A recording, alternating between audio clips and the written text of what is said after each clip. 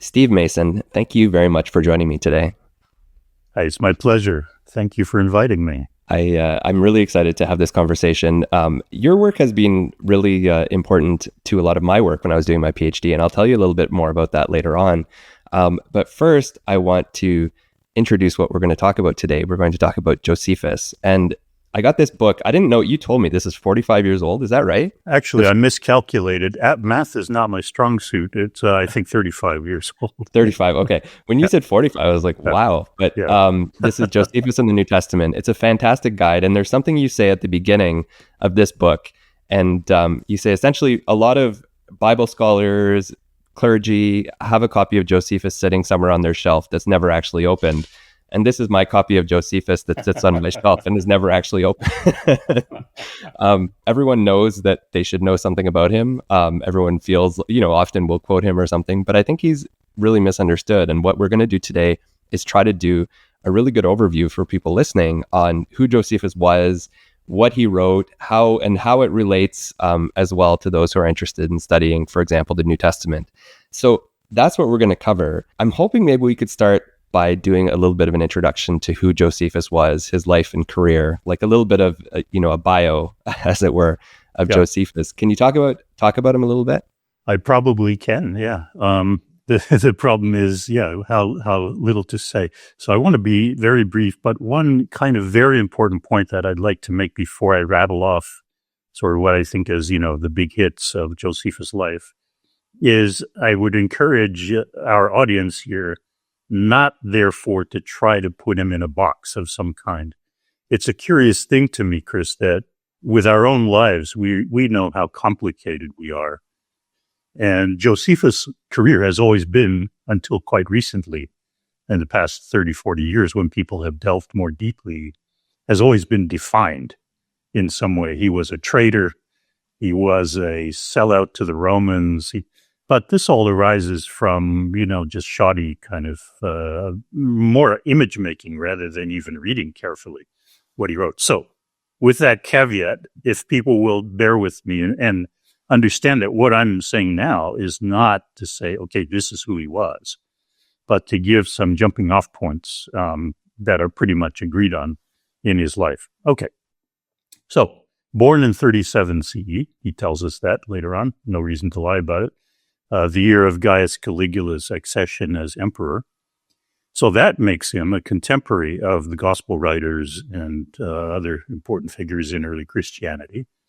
Grew up in an elite home in Jerusalem, had the finest kind of education, first under his father, as was the norm at home, and he got to know, all the bigwigs.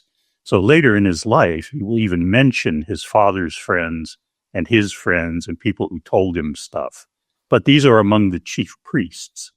Now, the chief priests in the New Testament don't get very good press, but Josephus is partly interesting because he represents that point of view. So whereas in, say, Luke Acts, the chief priests are a very horrible, cold, brutal kind of lot who just want to kill people, in Josephus, they are the guardians of what God has given in the Torah. And he's a priest himself. He's from a high-ranking priestly family. So that's already interesting, right? Giving us a completely independent perspective from the New Testament text. So he's in this elite family. He says that when he was in his late teens, he experimented trying to learn about the major groups among the Judeans, his people, Pharisees, Sadducees, Essenes. And then he went to live with a guy in the desert for a while who sounds a little bit like a John the Baptist type, if there's such a type, by the name of Panos.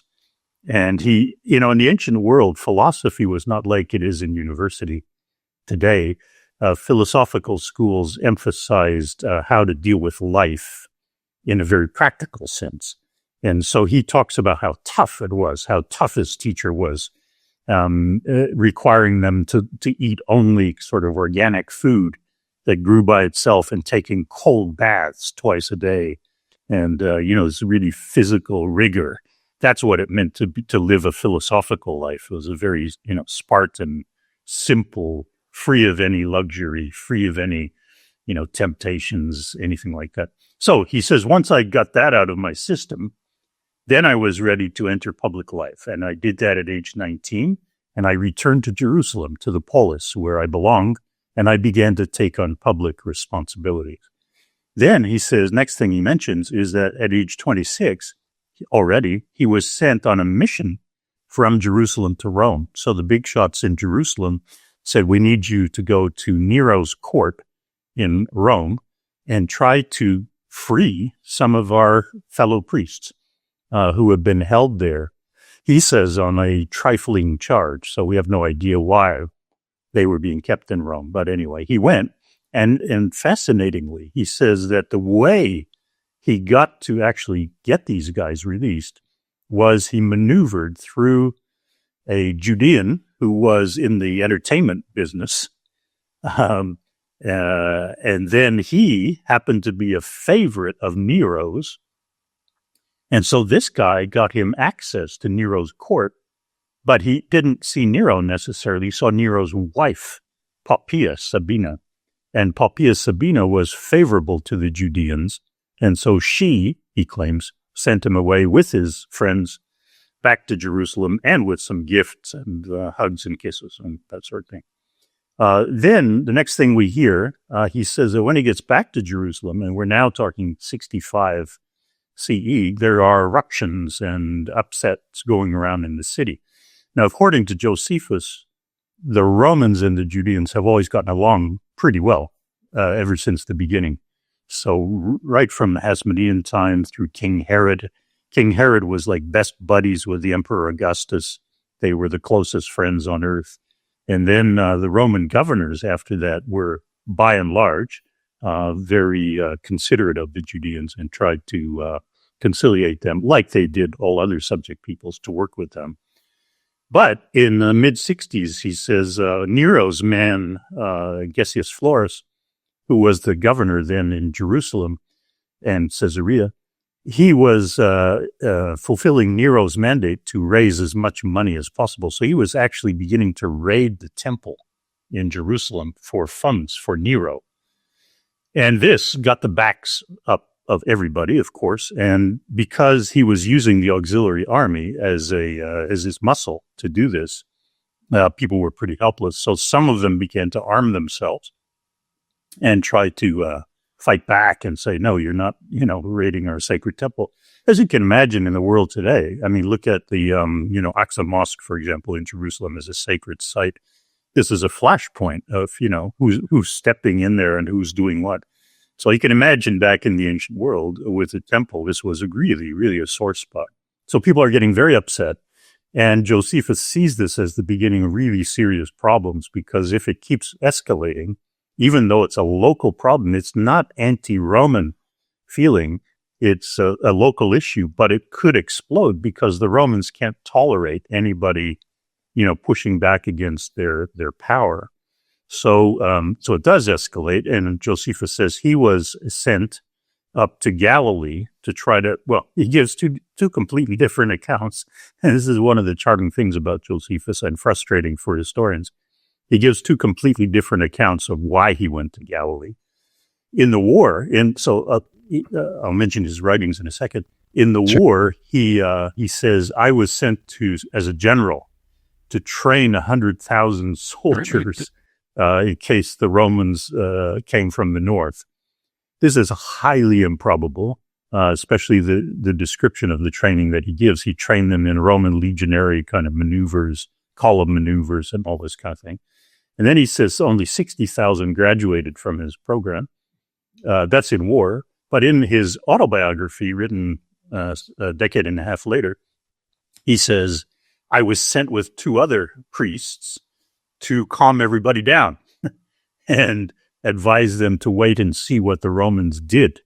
And he doesn't talk about training an army or anything like that. He's not a general yet or anything. So, I mean, he can really tell stories very different ways.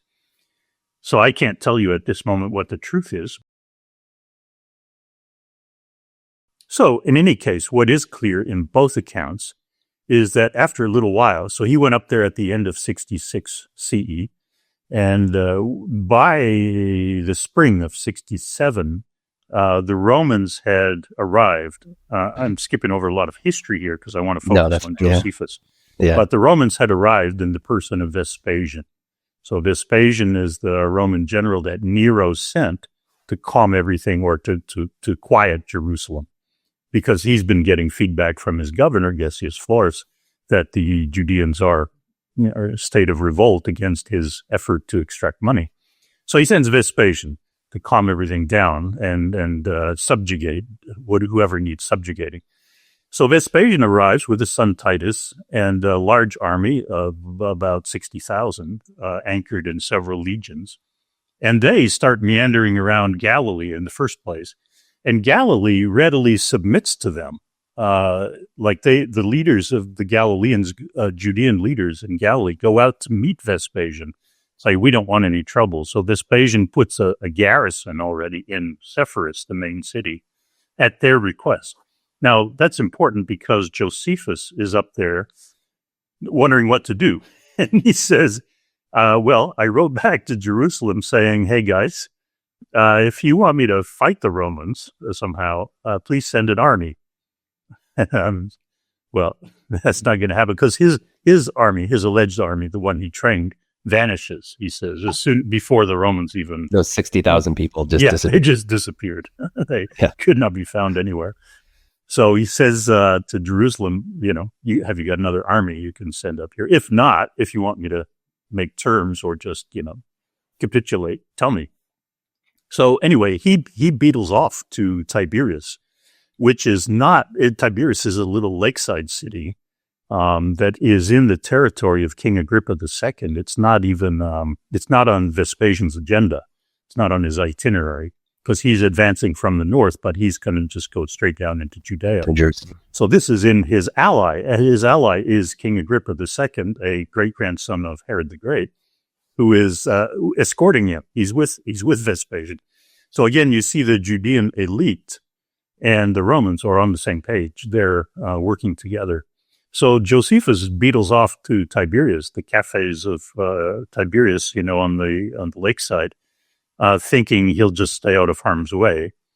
But then he finds out that the little town in central Galilee called Jotapata, nowadays known as Yodfat in Hebrew, is in peril.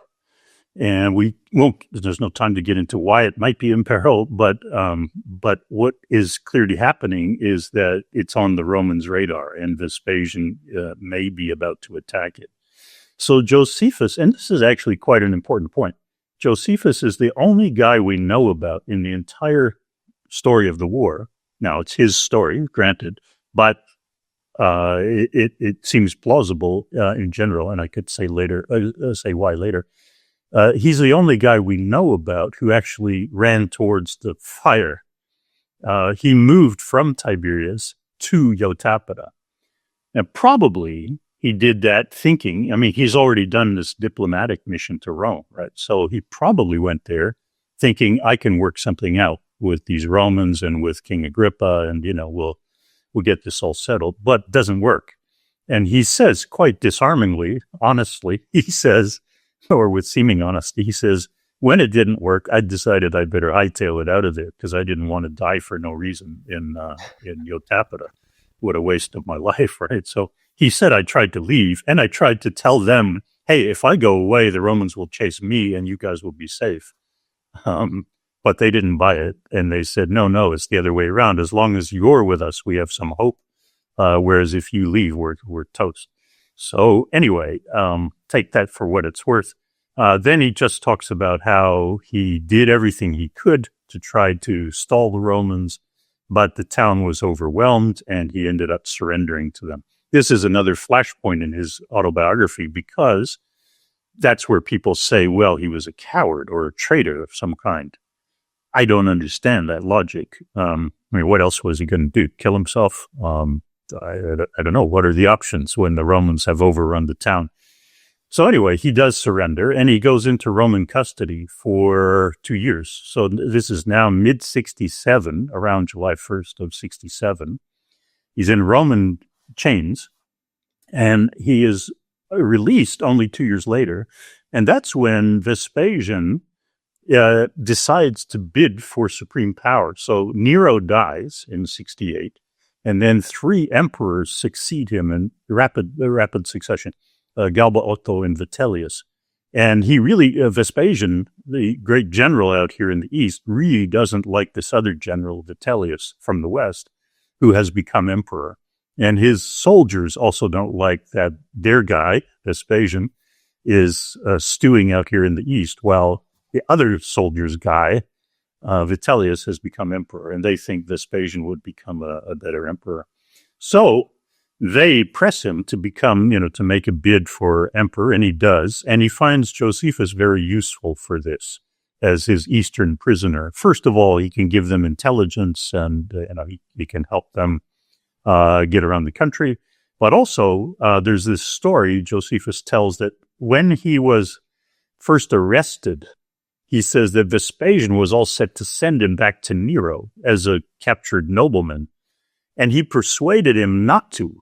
And the way he persuaded him not to was by saying, you tough General Vespasian, you're going to send me to Nero? That, young Nero became emperor at 16, right? He's a very young artistic type. He's not a general military guy at all. And so Josephus said, you're going to send me to that guy? No, you are the real emperor. You are Caesar. You keep me here. Don't send me. Now, you got to remember if you don't know, Josephus, on his prior trip to Rome, even when he wasn't a prisoner, he says he almost drowned because his ship sank, as many ships did in the Mediterranean. And he had to do this he said, I had to swim all night. I grabbed hold of a piece of flotsam, and I had to swim all night, and I survived.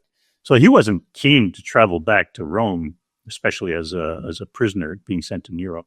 So this little story that he told about you're the real emperor, Vespasian gets the idea that, well, we should free this guy, and he can be a kind of extra witness, like an independent witness that, he's from the east here. He's not even a Roman, and he's saying he recognizes me as emperor. And so this little story entered into other Roman accounts in Suetonius and incidentally in Tacitus, about how he was like a part of the omens of Vespasian's rise to power, right? That Vespasian should be emperor. So that's basically how Josephus got to be in Roman hands. And the rest of the story is very quickly told. He ends up traveling to Rome with Vespasian's son Titus, whom he has accompanied through the siege of Jerusalem in 70. And then after Jerusalem falls to Titus, it's destroyed, the temple is destroyed. In 71, Josephus goes back to Rome with them, or goes to Rome with them, and they give him a house to stay in, and he just devotes the rest of his life, next 30, 40 years, to writing. And he writes 30 volumes in Greek, 7 volumes on the war, 20 volumes after that on his people's ancient culture and laws and customs, called the Antiquities, 1 volume autobiography, which he tacks onto the Antiquities, and then a 2-volume essay on the antiquity of the Judeans, because he says that many people who read his Antiquities, or part of it, didn't agree. They said, no, the Judeans are not that old. The people, they are derivative of the Egyptians. They're not a very dignified, special people. So he wrote war already because he said people were putting down the Judeans after the war, after the Romans were, victorious in destroying Jerusalem and the temple, that people in Rome tended to make fun of the Judeans and dismiss them as hopeless troublemakers. So even in war, he was trying to dignify his people's reputation by saying, no, Judeans are actually really virtuous and tough and strong and, die for their laws and are very noble people. In the Antiquities, he takes that a step further and says, let's go way back to creation and show how our laws came about and what's in our laws and what's in our customs. And you'll see that these are very noble. So his last work, the 2-volume so-called Against Appian, it's not really against Appian, but this essay on Judean antiquity is meant to shore up the 20-volume Antiquities. So, how's that? Is it? Yeah, that's great. Fantastic. Okay. Yeah. No, that's good. Because I think a lot of people don't really understand what, who Josephus is, how he got to where he got to. So that's a really nice summary. You're using a word there, Judean, and this is probably something that we should talk about right now because this is a great opportunity to do it. My first publication ever came from reading your work and citing it. Wow. And it was exactly on this question of Judean Jews. So to somebody listening who's hearing you talk about the Judeans and wondering who the heck these people are, can you talk a little bit about your work in this area and why you use the word Judeans instead of Jews to talk about this group of people? Yeah, sure. Thank you. Thank you for giving me the opportunity, because this is, I think, something I wrote in 2007, an article on this subject, seems to have created like a tornado or something, a tsunami of concern and hand-wringing among colleagues I respect very much, because the standard usage had always been Jewish, right? Whenever you're talking about the ancient people of the region, it was always they were Jews, and what they did was Jewish, and that belonged within the framework of something called Judaism. So Jews, Judaism, this all was a package. So, for example, there's a wonderful 3-volume collection of primary texts, Greek and Latin authors on Jews and Judaism, by Menachem Stern. And it's really wonderful. I use it all the time. But the terminology, I came to think, was a problem. And I came to think that way because I was working with classicists at York University in Toronto and teaching with them and talking with them about ancient ways. So one of my big concerns is, as a historian, that we understand ancient ways of using language and ancient ways of thinking and ancient categories. The question is, how do you translate, or if not translate, render into English these terms? In Greek, eudaios; in Latin, eudaios; Hebrew, Yehudi, Yudim, plural. How do we render these terms? What categories do they mesh with in ancient thinking? Because the problem of the translator is always to bring over, right, as well as possible, what the ancients heard in their language, in our language. Okay, so two things. Most of the concern that's been expressed, I think all of it actually, has been about the so-called translation of these terms. But here's the problem. You're Canadian, right, Chris? Yep. Yeah. I'm Canadian, British. What does Canadian mean? Sorry to put you on the spot. Is this a rhetorical question? Well, people who belong to the country of Canada, or their nationality is in the country of Canada? Yes, exactly. But what does the word mean? Like, what does it internally mean? So, I mean, it's one thing to say, what does it mean to be an American or something, or to be British? Oh, I see. But to say, what does the word mean? To translate the word. My point is, we don't translate the word Canadian. Right, okay. There's no translation for it. What do? We transliterate it. So in the broad umbrella, under the broad umbrella of translation, most of the time we are bringing over sense for sense, right? I don't know, the way that a Greek sentence is constructed, we try to render the equivalent in English when we're translating, or we try to decide when they use the word dikaios, does that mean justice, or does it mean righteousness, or does it mean fairness, or, what's the best sense of that word? That in that case, dikaios would be a person of that quality. We're trying to bring over sense for sense. That's what we do in translation generally, right? We're trying to get the right sense. But when it comes to names, personal names, names of populations, things like it, we don't translate. We go to the tiny subset of translation, which is transliteration. We simply take over the name.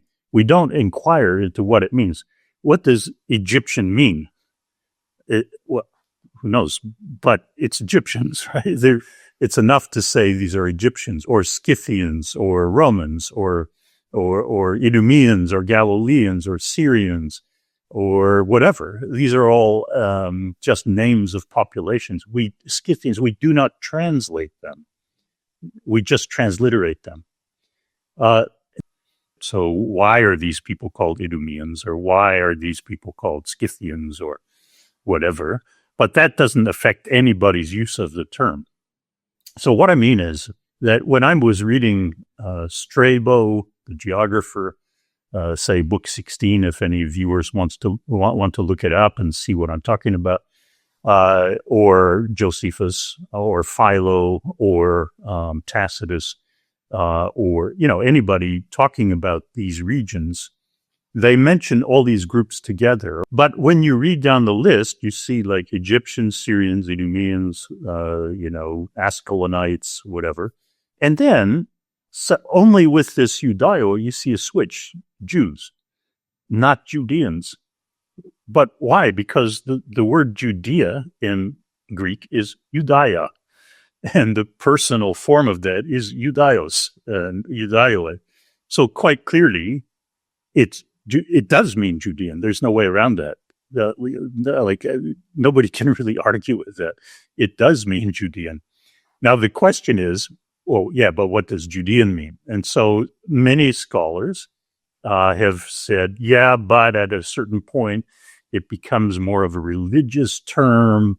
And Steve, you're using it in a kind of geographical or ethnic way. And so they start to make all these distinctions. And I've worked with many colleagues who say, yeah, I want to translate it Judean here because I think it's geographical, or it's talking about those in Judea. But over here, I want to translate it as Jew because it's more religious. So my problem is simply that, okay, fine, if that's how you feel. But for the ancients, if our concern is to think about how the ancient readers and audiences heard this stuff, they didn't know anything about that, right? For them, religion was not a separate category. That's a post-Enlightenment thing. And they just didn't have all these sensitivities. The word means Judean. And then once you say that, you can fill it with whatever content you want. So some people say, yeah, it would be Judean only for people who are in Judea. Yeah, but we don't make that distinction when we're talking about Egyptians or Syrians who are in Rome, for example. Yeah, it's always people who originate from that place. Yeah, it's just they have the customs and the laws of the character of that people.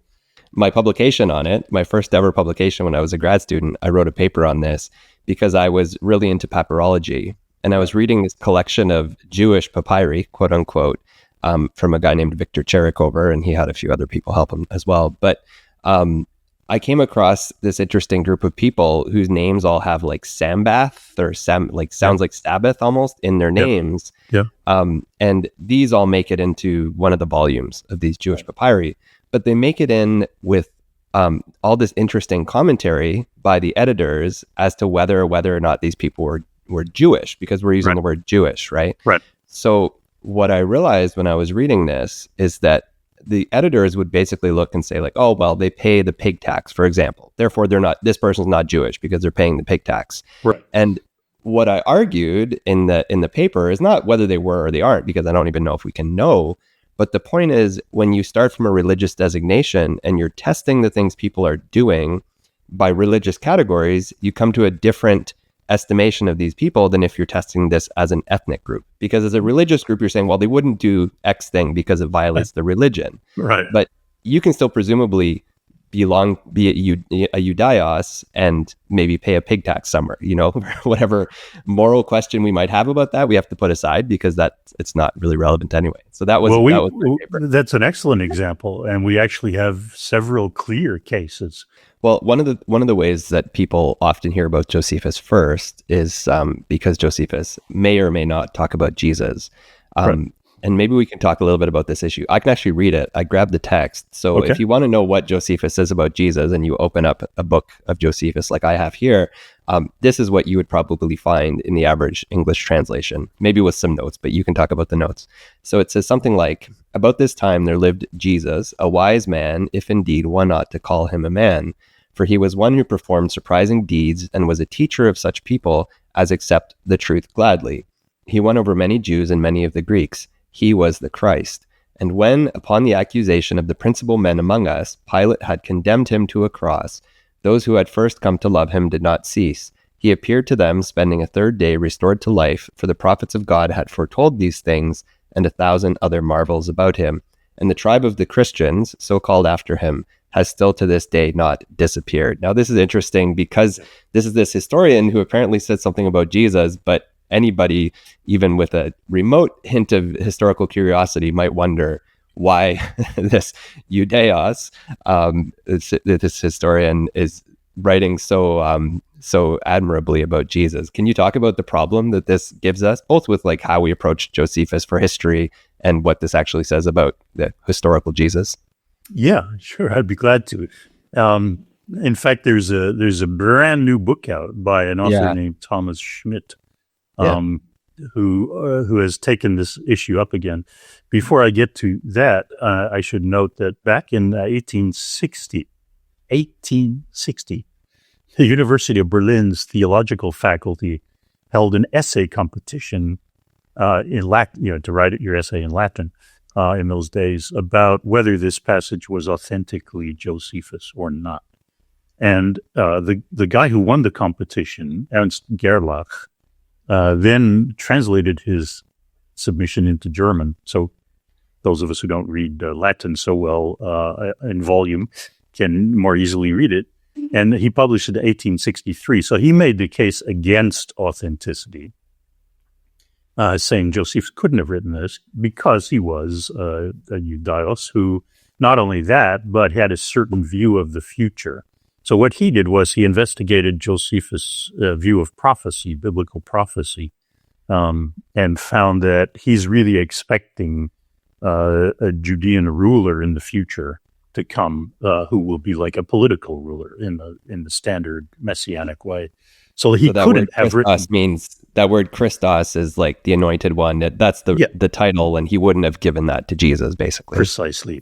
Yeah. May I ask which translation you read there? Oh, I don't know. I just grabbed this from the internet. The one I have here is the William Whiston one, but I'm not sure what. I'm sorry, I didn't pay more attention. Yeah, it did. I wasn't sure that it sounded exactly like Whiston, but I was curious. So how did it translate the Christos thing there? He was the Christ, is what it says. He was the Christ. He was the Messiah. Okay. Yeah. So that's the biggest sticking point, right? That single sentence in Greek. It's a very short sentence.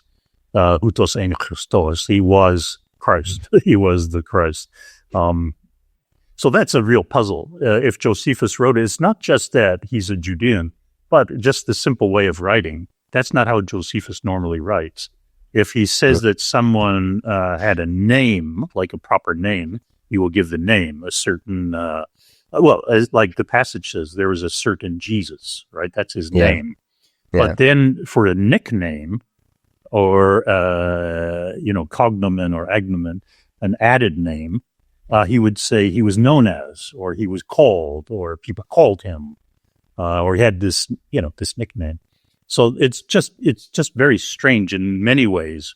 And he hasn't explained why he would say this guy was, because Christos means, as you said, smeared or anointed, or somebody rubbed oil on you or something. So why would this guy be called that? So that's a big red flag. But here's the long and the short of it. So people have debated this stuff back and forth. When Gerlach won that competition in 1860, he said, every argument under the sun has been made already concerning this passage. He was probably right.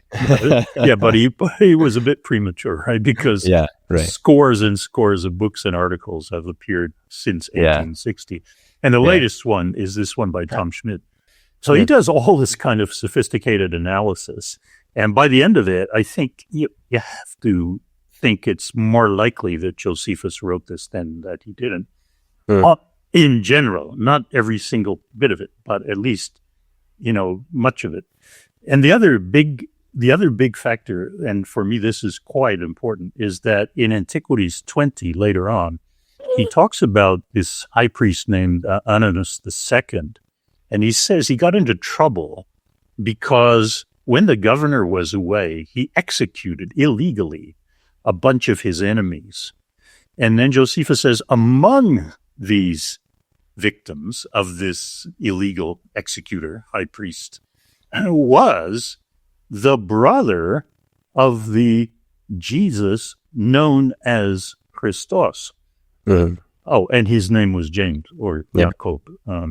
Why on earth would he say that unless he'd already mentioned the Jesus known as Christos? You could imagine other explanations, but this is the simplest one, as he's already referred to him. And so he's telling the audience, that guy I talked about, this was his brother. One of the most interesting things about this book I found, and about your work, I'll hold it up one more time, Josephus in the New Testament, is that you argue that the author of Luke Acts is using Josephus. And I think that's a good place to go for our last maybe 20 minutes or so to talk about this, because it's fascinating, the level of similarity that we get with Luke and Acts. So maybe what we can do, because I think there's a few examples we can give, and the audience, if they've read Luke Acts, will be familiar with these examples. Do you mind just summarizing kind of overview of what the question is and how people have asked the question of whether or not Luke Acts, the author of Luke Acts, knew Josephus, and then we can talk about specific examples like the census or Judas the Galilean or things like that. Yeah, sure. Yes, so the author of Luke Acts, in general, is a very smart cookie, right? Clearly. And he shows, I think I've written about other aspects of this showing off in a certain way, but he shows off in what we might think of as a British aristocratic way by not showing off. So, for example, in the Areopagite speech in Act 17, he's actually making allusions there to classical literature, but they're very subtle, right? Kicking against the goads.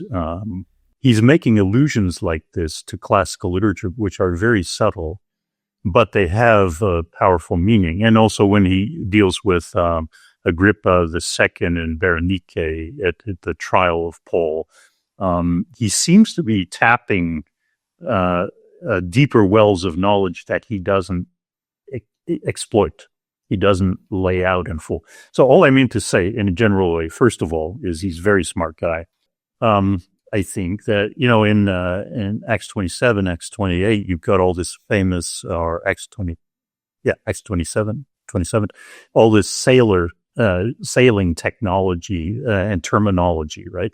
That's very precise, like even naming the sails and the ropes and the stuff like that. So this is a guy who cares, and Luke was often thought to be a physician, right? Because in other parts he talks with care about parts of the body and things like that. So people said, is he Luke the physician? You mentioned elsewhere, because he seems to know about, anatomy and stuff. But I would say, no, he just knows about everything. He's a careful guy who wants to sound knowledgeable. All of a sudden, Luke and Acts have a lot of the same details as Josephus. And this has left scholars with a question. Does that mean that, the author of Luke Acts knew Josephus? Does that mean they just had some coincidence that they knew the same sources? Or maybe it's just a coincidence. You argue, and we'll talk about in the next examples, that it's not a coincidence. It has to be that the author of Luke Acts knew Josephus. So why don't we start with the census under Quirinius, famously sticking point, especially around Christmas time, because you have actually, in Luke trying to be smart, arguably introduces a serious problem into the text. So could you talk a little bit about what the problem is and how you read the Luke dropping in that nice historic detail? Sure. Just to clarify, though, in the book you held up a couple of times, I don't say it has to be this way. I say that this is the simplest, the most elegant explanation of it. And that, I'll tell you why. In a more recent publication, I've argued a little bit more forcefully by focusing on 5 examples of these things. The census under Quirinius, right, who's the governor, and a rebellion led by a guy named Judas, the Galilean, and then in the speech of Gamaliel in Acts 5, there's Judas, but also a character named Theudas, whom Gamaliel holds up as 2 examples of troublemakers who didn't end well. But he puts them in reverse order from Josephus, right? He says there was Theudas and then there was Judas, whereas Josephus says there was Judas at the time of the census in 6 CE, and later there was a guy named Theudas. So, yeah, back to the census. So this, the story in Luke, everybody, all your viewers will know, is different from the story in Matthew. So question is, how did Jesus come to be called the Nazarene from Nazareth and yet be born in Bethlehem, according to both Matthew and Luke? Well, Matthew says his family was from Bethlehem, but they had to hightail it out of there because of the massacre of the innocents. And then they fled to Egypt, and they were going to return home to Bethlehem. But when they discovered that Herod's son Archelaus had taken his place and he was as bad as his father, they went and settled in a town in Galilee called Nazareth in, I think, 223, something like that, of Matthew. That's one way of explaining how he was born in Bethlehem and grew up in Nazareth. But because Mark doesn't have a birth narrative, right? He just calls him Jesus from Nazareth. His family's from Nazareth. It's clear Nazareth is the home. But so this is how Matthew explains, but he was actually born in Bethlehem, a more portentous place, auspicious place. Luke has a completely different story, and he says, no, the family was from Nazareth, all right. But the Emperor Augustus sent a decree around the world that everybody should be taxed, and for this taxation, they have to return to their ancestral homes. And because Joseph's line was going all the way back to King David, and David was from Bethlehem, this meant the whole family had to, barrel down to Bethlehem, which is all very strange in half a dozen ways. Like a census that is not of Roman citizens, which is what Augustus did, actually. But everybody in the empire going back to an ancestral home from 1,000 years before. 1,000 years. Yeah. This doesn't make any sense. And nobody, of course, would be able to do it. They were all farmers and had jobs and things like that. So you can't just up and, go back to your ancestral home from 1,000 years earlier. And anyway, why would you do that? If the point is to register your property, you don't have any property there. Yeah. So the whole story is very odd, but that's how it begins, right? And so there's a census under Quirinius. And this is really important because Quirinius is, of course, the Roman legate. But his census took place in 6 CE, so it doesn't really match up with the massacre of the innocents in Matthew, which happened before Herod died. And because he wanted every baby killed up to 2 years old, he wasn't sure how old they were. That's a span of like 6 to 4 BCE. Whereas so the essentially census, we have Matthew and Luke are set 10 years apart, basically. Yeah, exactly. Thank you, Chris. Yeah, that's the short way of saying it. So Josephus describes in Antiquities 18 how this census really got the hackles up of the Judean people. Because they'd been an independent, free people under a monarch, right? First King Herod, their own king, and then his son Archelaus. So they had been receiving tribute from all the towns and cities around Judea. They were the regional hegemon, you might say. They were the regional power. And now they lost all that. And they were just going to become a run-of-the-mill town within the province of Syria. And therefore, they fell under the new legatus of Augustus, the representative, his governor named Quirinius. And so Quirinius arrives and he has to take a census of the property throughout his province. So this gets, taxation gets everybody's hackles up, right? Even today.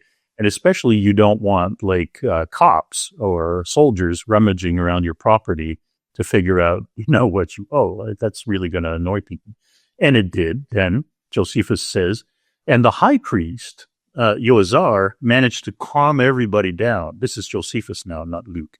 He managed to calm everybody down, but then comes along this chap named Judas, and with his friend Zadok, they start to gin it up again and get everybody upset and saying, no, this is an outrage. We shouldn't be subject to this kind of thing. So there's a rebellion that Josephus talks about. But here's my point. Even Josephus could tell the story of all that happened without mentioning any of this. And we know that because that's what he does in the Judean War. He doesn't mention the rebellion under Judas or anything like that. When he's describing the events of 6 CE, he simply says that when Archelaus was removed, Judea became a province and had its own governor, and that's it. But we know that he knew about it because later in a war he mentions this, the rebellion under Judas, but he doesn't mention it when he's actually describing the events. I think what I should do now, if it's okay, Chris, is mention quickly a bunch of other intersection points. Yeah, sure. Just rattle them off, right? Yeah. So there's the Judas, then there's the Theudas thing that Gamaliel mentions. Then later in Acts, you have like a triplet of things that happens when Paul is arrested by a tribune. And it's a very funny scene, actually, when the guy arrests him and Paul speaks Greek to him. And the tribune says, "Oh, you're speaking Greek to me. So you're not the Egyptian prophet who led the Sicarii into the desert? You're not that guy?" If you think about that for a moment, that's pretty weird. Like, it's very specific. Yeah, it's like he's giving a little. It's like, I don't know if people grew up in evangelical homes, probably heard somebody pray like at pray grace at mealtime or something. And they actually, it's a prayer supposedly to God, but they're actually directing it to the people around the table. Like, and please remind, Jenny not to put her elbows on the table or whatever like that. But it's directed to God, but it's actually directed to these people. That's what I think of when I think of this. It's a very artificial scene. So where did he get that from? Egyptians and Sicarii going into the desert, right? All of these things. Well, when scholars have always noticed these overlaps, because Josephus makes a big deal of the Egyptian prophet, the Sicarii, and prophets going into the desert. These are all big elements of Josephus's narrative in both the war and the antiquities in this case, right? One other thing I might mention is back at the beginning in Luke 3. So he's talking about the emergence of John the Baptist at this point, right? Well, Pontius Pilate is governor in Judea. And he says, and Lysanias was tetrarching in Abilene. Oh, okay. So who the heck is Lysanias and where the heck is Abilene? And why are you mentioning this? Because it's the only little principality that is mentioned, and it doesn't come up again in the whole story. It's totally irrelevant. So you could say, okay, the emperor, the governor, the senior governor, and then Pilate and the high priest, who was high priest. These are all relevant to the story because they'll all come up again. That's scene setting.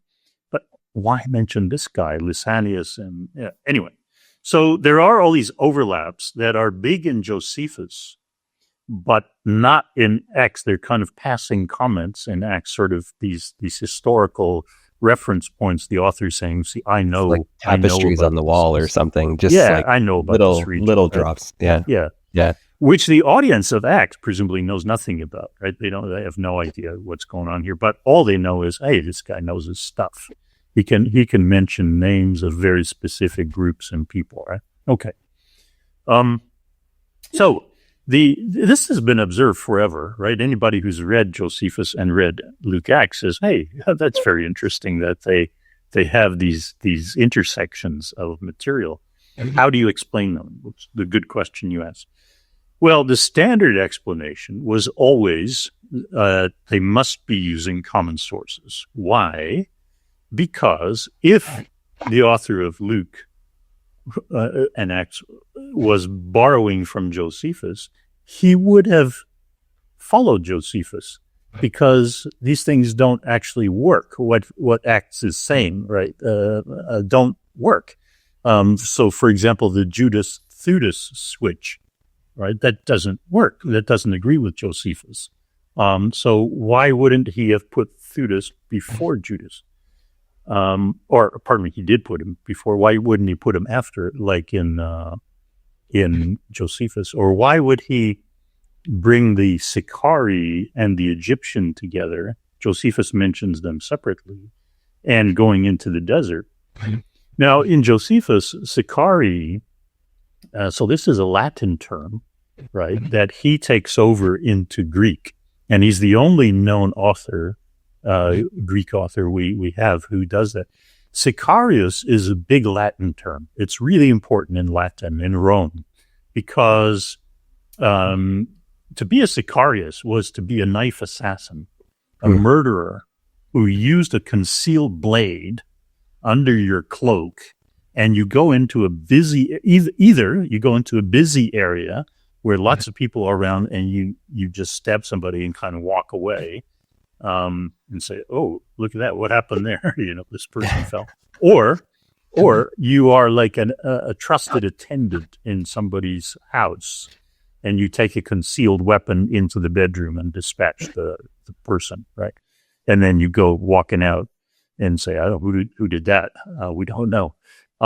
So in Rome, Sicarii and poisoners, beneficii, were grouped together as the same kind of evil person because they both practiced insidious personal murder. Josephus is living in Rome, and he calls various people in his account Sicarii. But and the way he first describes them is exactly like this. In War II, he says that there was a rash of knife crime that began in the late 50s, where people would be packing concealed weapons, and they'd go into a busy place in like the Temple Esplanade, and they just kill somebody and walk away and say, "Oh my God, look, somebody's fallen here." And he said this was so bad, it got so prevalent that even people with their own friends, they kept their distance. They'd see a friend approaching them and keep taking steps back because they weren't sure if they were packing, right? So they're not a political group. It's just a hot button word. My point is, Josephus has a big investment in Sicarii, but he's the only Greek writer we know who does. And in particular, later in his war, he says that, Masada is famous, right? Most people probably have heard of Masada as this desert fortress. He says that people who fled Jerusalem in 66, because they'd opposed Gessius Flor's raids on the temple and things like that, but they saw trouble coming, and so they fled out to Masada, taking their families with them, their women and children. He calls them Sicarii as well. But by now, this is just a term of abuse, right? Like calling somebody a robber or a bandit or something. So anyhow, that's what Josephus does. And so he's got Sicarii all over the place, right? Then he's got an Egyptian prophet. So there's a passage in War II where he lists all the problems developing in Jerusalem at a certain time. And one type of problem is the Sicarii, this just physical murder, getting rid of people. He says that's one kind of problem. Then he says there was another kind of problem, which was cleaner, like physically. It didn't involve murder, but it was just as bad. And this was false prophets. People coming around saying, the end is near, but God will save you. We're getting into trouble with the Romans, yes, but God will intervene and help us. And Josephus, from his perspective as a member of the elite, says, no, this is really dangerous because you're getting people all worked up, right? Let me give you an example, he says. So there were all these false prophets around in Jerusalem, and one of them was from Egypt. And then he refers to him as the Egyptian, right, from then on, because that's all he needs to do. That what distinguished this guy was he was from Egypt. Now, if we think about it for a moment, the Egyptian is not the name that the guy's parents gave him, right? They didn't call him of our son, the Egyptian, because everybody in Egypt was an Egyptian. He's an Egyptian Judean, right? He's a Judean who lives in Egypt, but he comes to Jerusalem maybe at Passover or whatever, or migrates to Jerusalem. And Josephus says he became a troublesome false prophet, predicting that God would intervene and, help the Judeans out. So Josephus has reason to call him the Egyptian because he uses it as a distinguishing mark for all the other false prophets he's talking about. Right. So that's another thing in Josephus. And then this Lysanias of Abilene, Josephus makes a big deal of this territory in Lebanon, north of Judea, that kept changing hands. And he describes how successive rulers of this area held the rank of tetrarch, this Roman rank of tetrarch, which is like a sub-governor of a small principality. And one of them was named Lysanias. And Josephus, even long after Lysanias flourished, I think he died in 136 BCE, right? So this is like almost a century before Josephus' writing time. Lysanias died, but Josephus continues to refer to the place for his readers' ease, so they know what he's talking about, as the tetrarchy of Lysanias, which is called Abilene or Avila. Okay.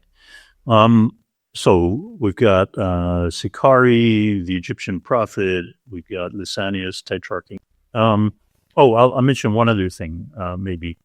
Josephus describes Pharisees, Sadducees, and Essenes, and he's the only author we know who does this as like a triad of philosophical schools. I mentioned earlier that he says he studied with each of them when he was younger, and he consistently refers to them this way as philosophical schools. And the Greek word he uses is haireses. He says repeatedly that the Pharisees were reputed to be the most precise of the schools in their interpretation of the laws, and for that reason were very popular with the people. The word most precise, akribestatoi, or akribestatos, the most precise school, is Josephine language. We don't know any other author who uses this. He uses it a lot, right?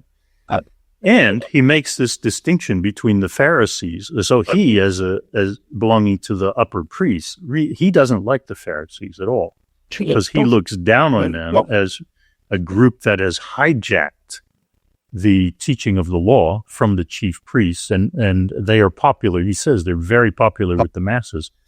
And so my point is very simply, without jumping off into very much philosophical reflection, is just that everybody who then wants to write about those events, if they are independent, if they are truly independent of each other, will construct the story in their own way, with their own language, their own distinctive language, their own plotting, their own vocabulary.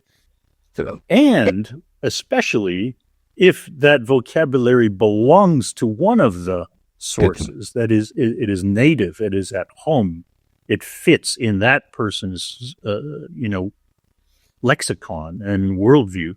It doesn't fit. It doesn't go anywhere in the other source, in the other text, right? Well, how do you explain that? It's very, I think, nearly impossible to explain how Luke Acts gets this Josephine terminology. It's not just facts. It's the configuration of the facts. So the presentation of the Pharisees in Acts 22 and 23 as the akribestatoi or akribestate haireses, well, that's Josephus language. Right. Nobody else uses that. And it's not just a language, but his whole, the superlative there, akribestate. Sorry for the Greek, everybody, but I'm just trying to make the point that it's a superlative. That means it's not a comparative, so just two, but at least three.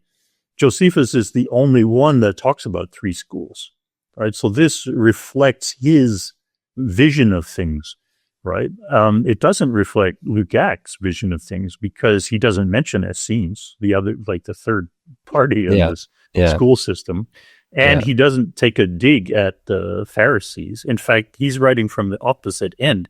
This is a paradox. Luke Acts is much more friendly to the Pharisees, much more friendly than the Judean author Josephus is, Yeah. because Josephus is talking from above Yeah. as a chief priest critic of the Pharisees being so popular, whereas Luke has 3 times Jesus going to have dinner with them at their invitation. They keep coming back to him, calling him teacher, following him to Jerusalem.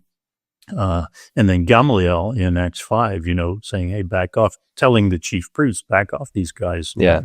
If it's from God, it'll be all right.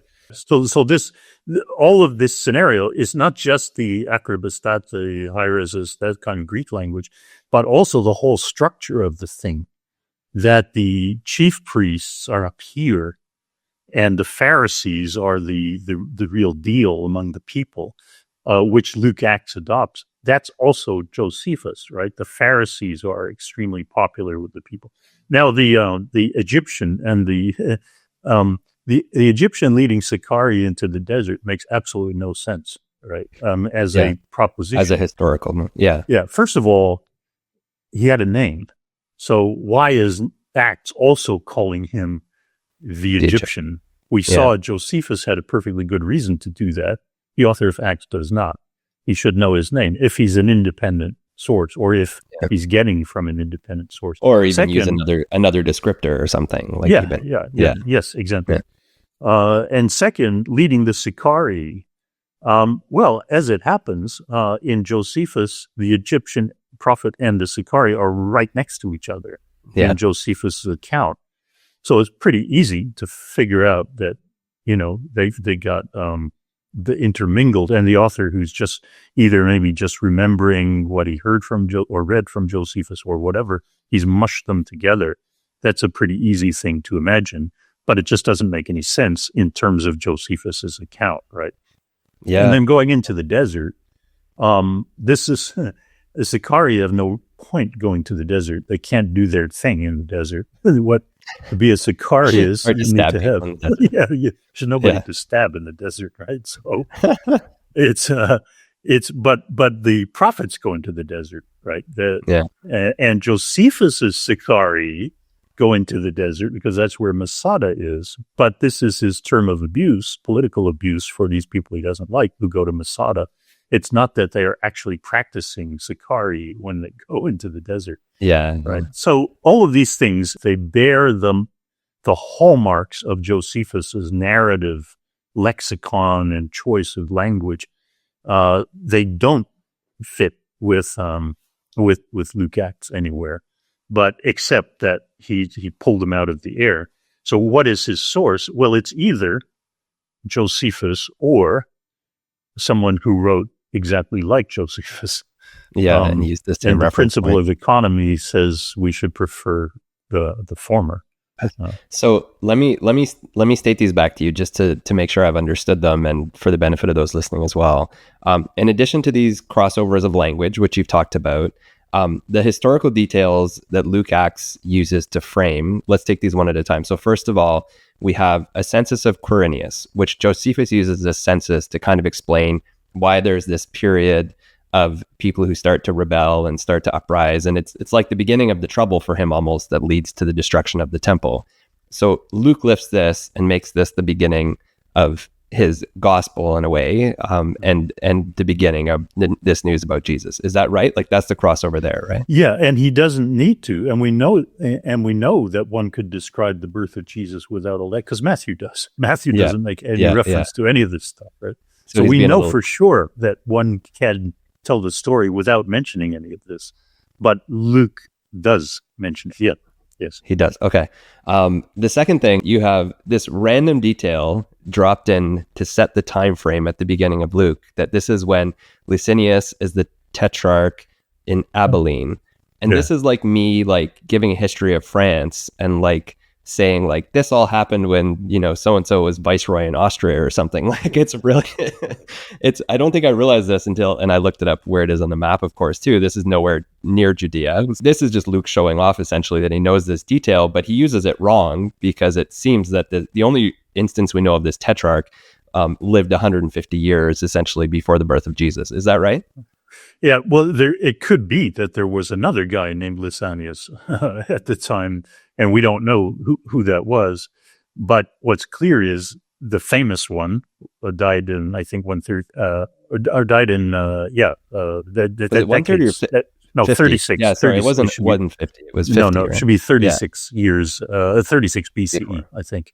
But it makes some sense if you understand that Luke's just trying to show off for his audience, basically. You have this speech by Gamaliel, which focuses on two rebel leaders who happen to be the same two that Josephus spends some time focusing on, quite close together, actually, I think, in Josephus too.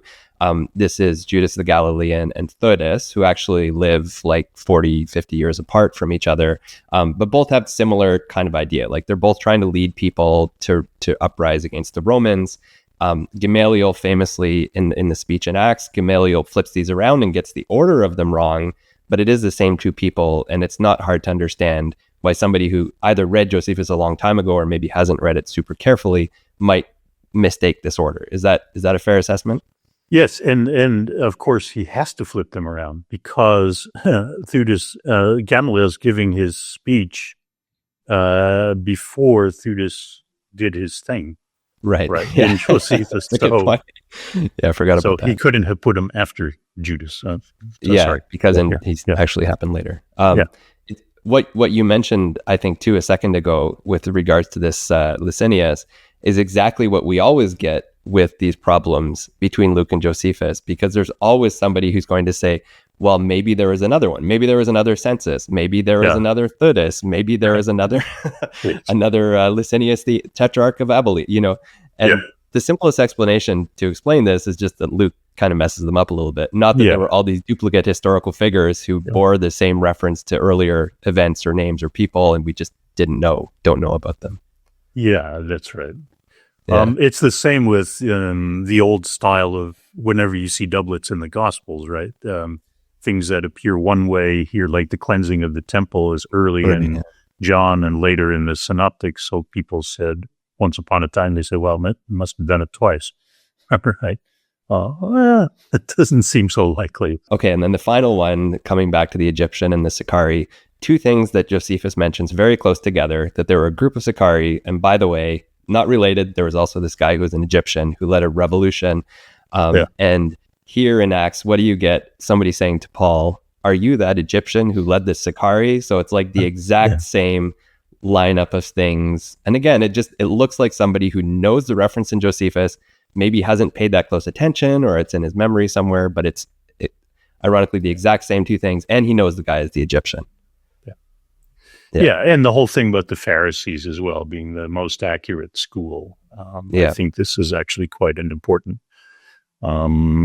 tell, right? About his source. Yeah, that's so interesting. You got it. You got it. Well, thank you. I do think it's a strong case. Of course, as you said, there's always a possibility of something else that we don't know about. But these are the simplest explanations. Yeah.